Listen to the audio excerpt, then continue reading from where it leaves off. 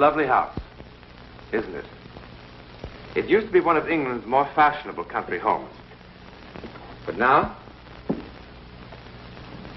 it's closed. Not for rent, not for sale. It's just closed.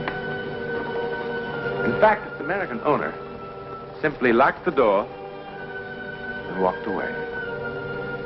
But locking the door hasn't helped Ellie Pelston one bit. It isn't easy for her to forget what happened here. It all began, normally enough, with the arrival of the first weekend guest. Good afternoon, sir. Good afternoon. Enter Donald Ainsley Stewart, career man with the United States Foreign Service. Donald, you darling. You did manage to make it. Well, I was told that anyone that passed up a chance to spend a weekend with Ellie Pelston was a fool. You're a dear boy. I knew you'd make a perfect guest the moment I laid eyes on you. Hurry down now. The others will be arriving any moment.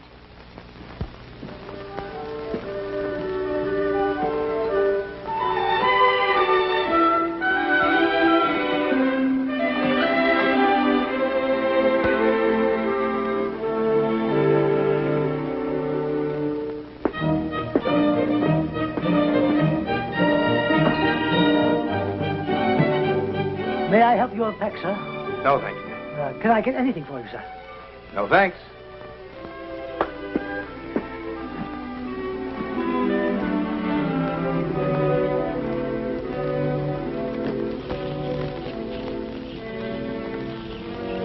Do you think I'll go on taking this sort of thing from you forever?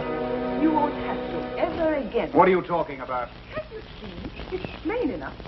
I'm packing. I'm leaving you, Carter, for good. But leave it. For whom? Anyone who can make me feel like a woman. Why, you cheap, rotten... Careful, Carter. You'll have a fit. No. You're not leaving. You're not. You'll never make a fool of me again. Not ever again. Threatening. How ridiculous you are. Why don't you stomp your feet and scream? Why don't you? Carter! Let me go! No! No! No! Let me! Somebody! Stop it! Stop it! Stop it! Stop what? Stop what, Donald? Ellie!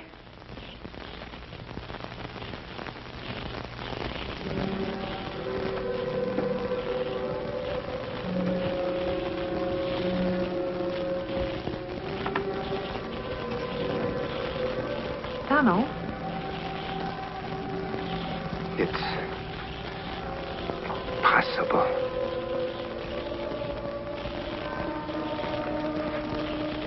Gone? Donald, who's gone? They were here. They were.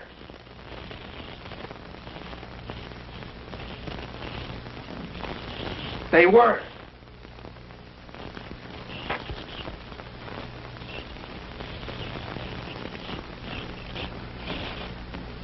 Who was here? I don't understand. Donald, are you all right? Ellie.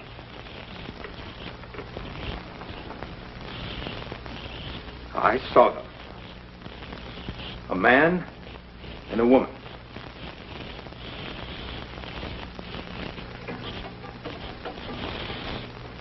Ellie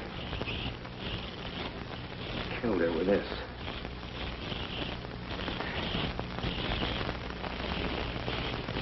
There was a fire in there.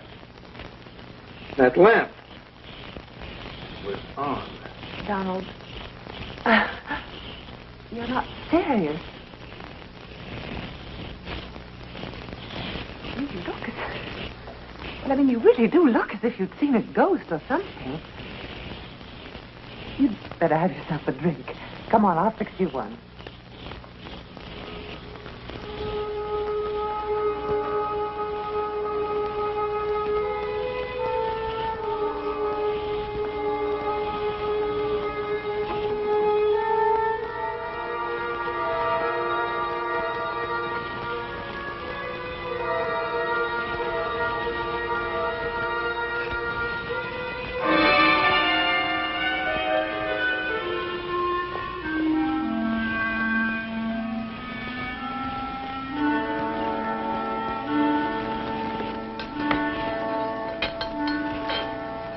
This will fix you up. 7 different kinds of rum, a dash of bourbon, and all kinds of marvelous things. Well, now, that must be some of the others. Help yourself. I'll be right back, Donald.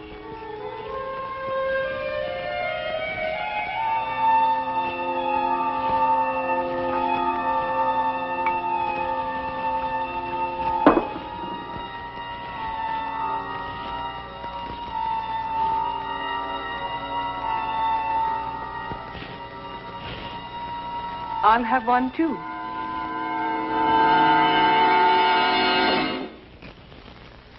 Well, I haven't made an impression like that in weeks.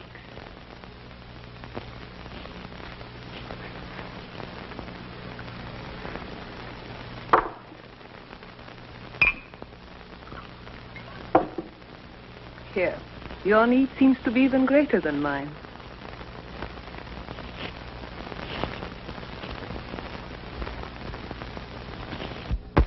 Was the drive down from London terribly exhausting? Oh, it was a bore. It was a terrible bore. I got so tired looking at the back of that chauffeur's head. Every place we go with Julian, we always have to drive. Just once I would like to be able to go by train. The car's quicker. Oh, the car is quicker. And if I say I'd like to go by aeroplane? The car's more comfortable. You see, he's stubborn. With Julian, every day has to be like yesterday. When you discover the best way to do a thing, it's foolish to change. None of you know my new friend, Donald Stewart. We must all be especially nice to Donald. This is his first time in England. He's to be attached to the American consulate here. Donald, this is Hermione and Julian Morley. How do you do? How do you do? How do you do? How do you do? And this lovely young thing is Claire Seymour. That is the secret of Ellie's success with people. Flattery rolls from her tongue as naturally as breathing. I thought she was just being accurate. There is no question that you're in the right line of work. Excuse me a moment. I have to talk to Isabella about dinner. Friend.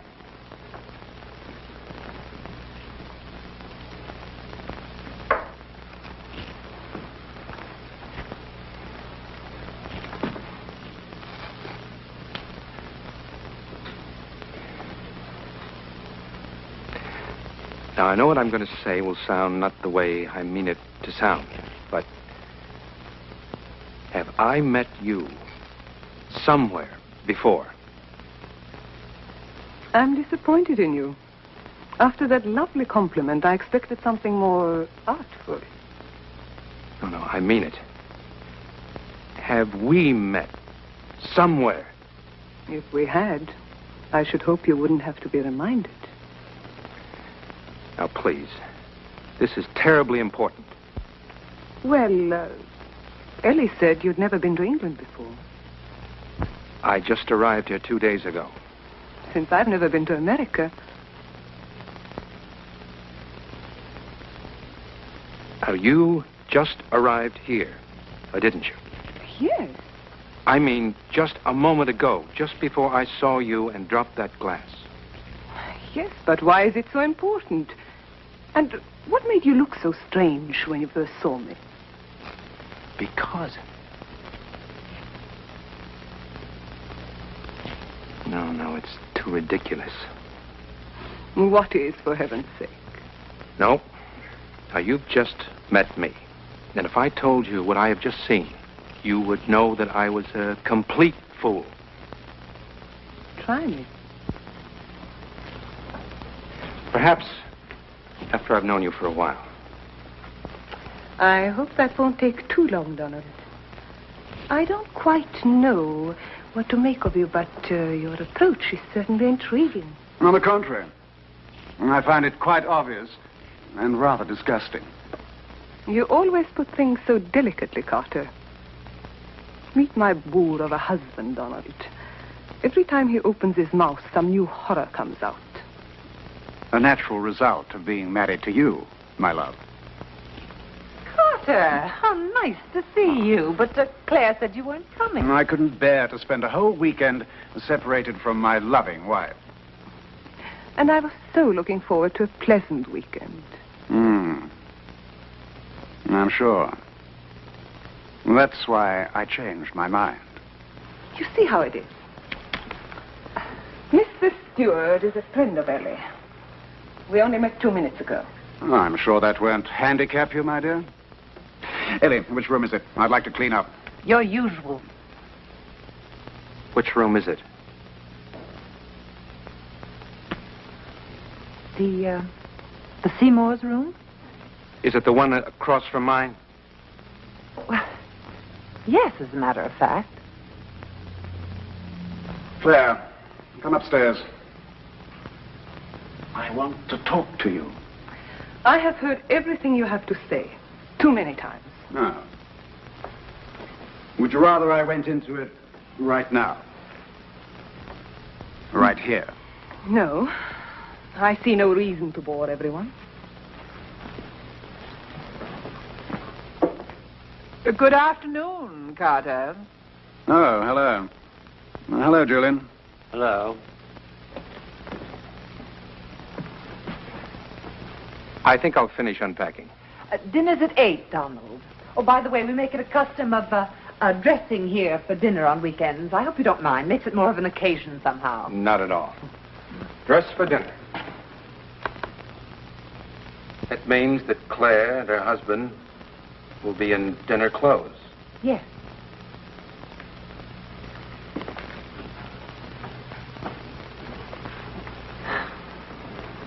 It's a very odd young man you found, Ellie. Yes. Isn't he?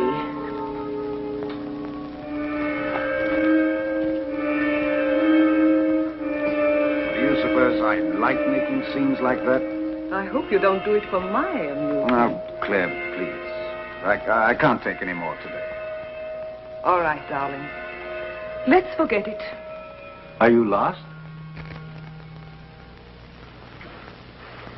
Well, I realize how this must look, but I was just trying... Really?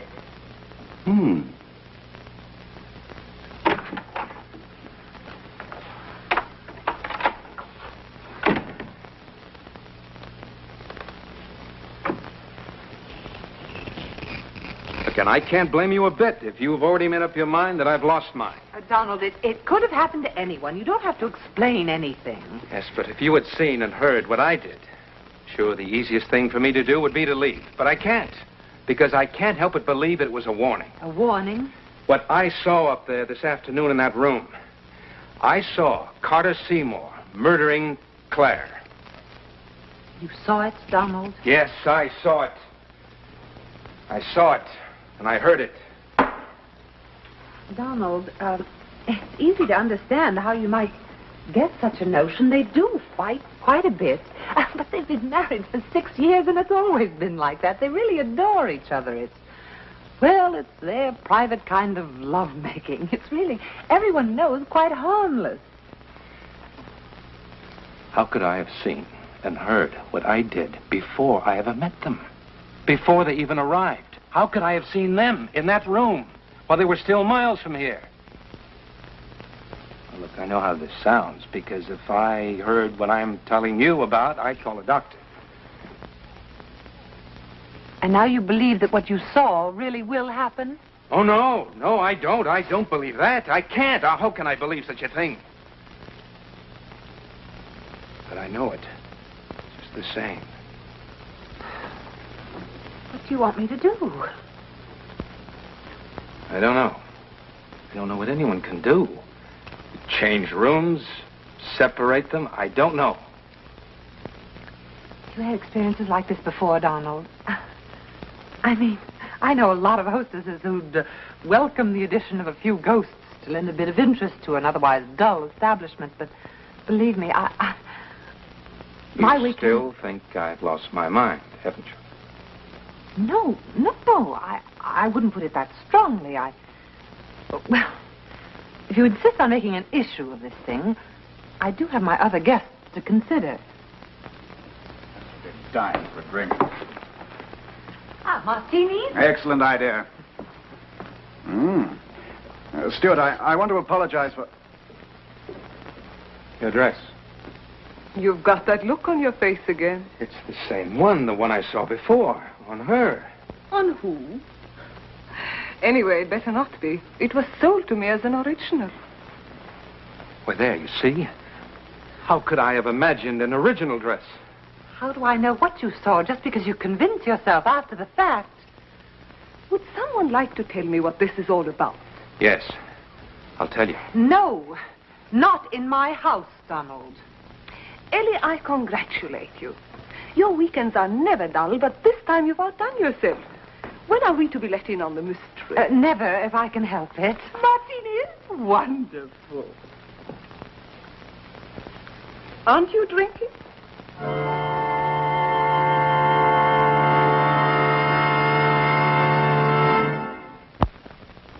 Carter, can't you ever say anything nice about anyone? Not if I can help it. You know, you used to be such a nice little boy, but you've grown into such an unpleasant young man. I think Marie's a lovely child, Carter. Lovely. Oh, she's pretty enough, but she'll never be able to stand Bernard's pace for long. I give them 2 months, maybe 3. She'll soon begin looking for a man closer to her own age.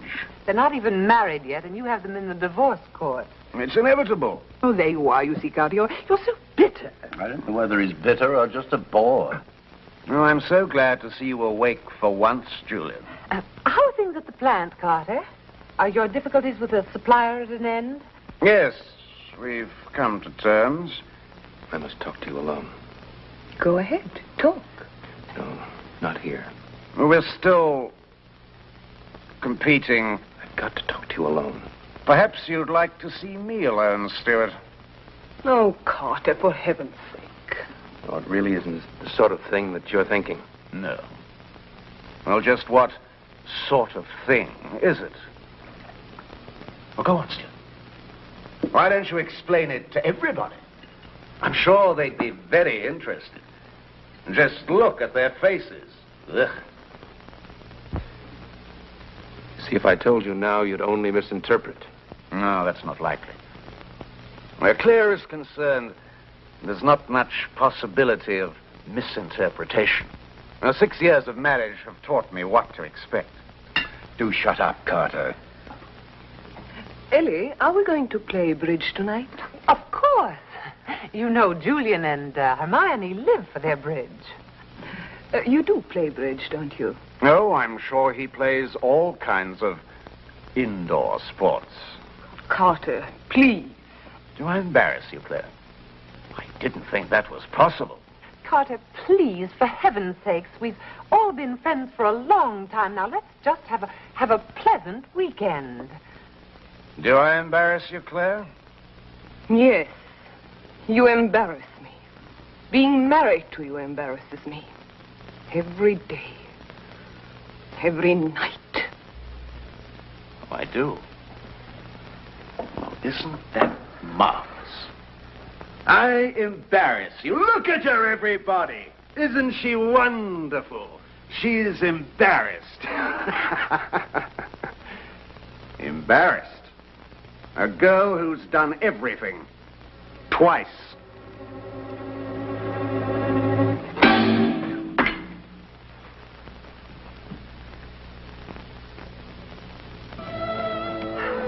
One spade.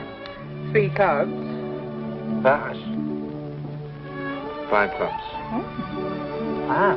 Pass. Pass.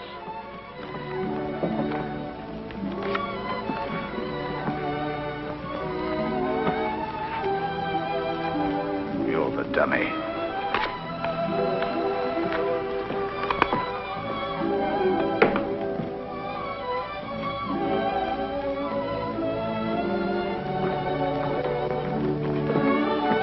Mr. Stewart, you are the dummy. Oh, I'm sorry. Can you excuse me? You know, Ellie, he really is a very odd young man.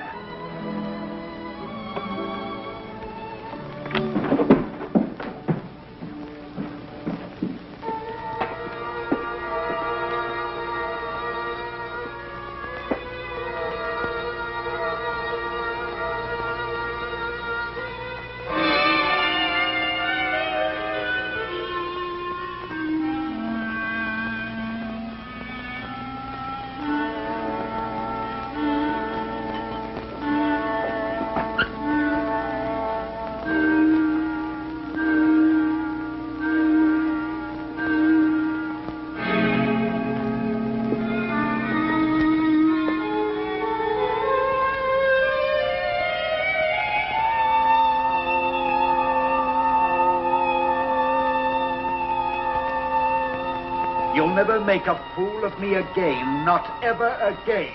Threatening? How ridiculous you are. Why don't you stomp your feet and scream? Why don't you? Carter! Let me go!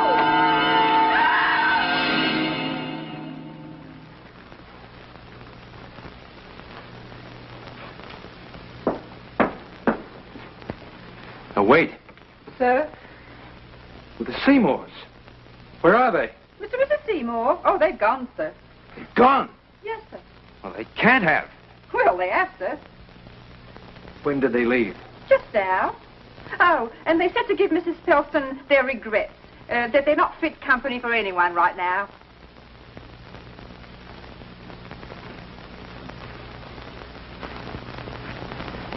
Is there anything I can do for you, sir?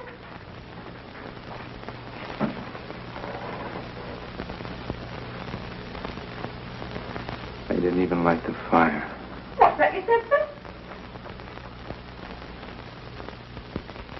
There was nothing. It was nothing. Nothing? So it seemed. Then.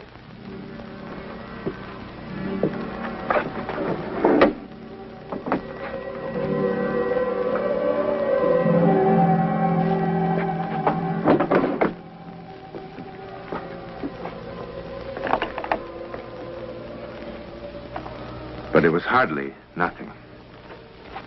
Call it mental radio, or whatever you like. Donald Stewart's experience was not a simple hallucination. It was an accident in time. Somehow, his mental radio had tuned into sights and sounds of the future. Sights and sounds that for some people, in some rare situations, seemed to repeat over and over again, from the past or the future, like an echo in the corridor of time.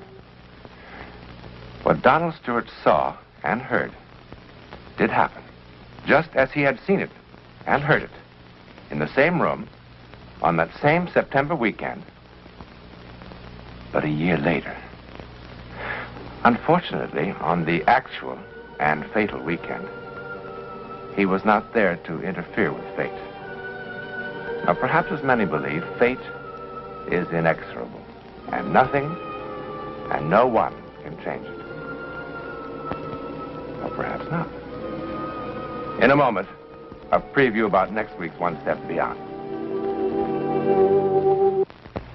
Next week, and every week, we'll be bringing you the personal records of the rarest kind of human experience. Man's adventure in the world of the unknown, that mysterious psychic world beyond our five senses. This is your invitation to take with us that astonishing one step beyond.